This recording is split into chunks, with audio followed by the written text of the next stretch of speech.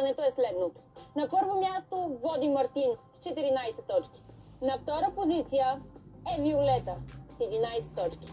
На трето място Вили с 10 точки. Четвърти към момента е Славко с 7 точки. Пета позиция е за Тодор с 6 точки. След него е Меги с 5 точки. След това е Ани с 3 точки. И за финал е Марианка с 0 точки към момента. Към този момент, Марианка, ти си застрашената да получиш този половин килограм. Не зная кой на каква позиция ме е сложил в гласуването, но се надявам това да ми даде достатъчен брой точки да не съм на последно място. А Марти, ти водиш класацията за спечелване на имунитет. За мен е много готино един път и аз да го взема този имунитет. Не ми се прибира наистина вкъщи, искам да следа до финала.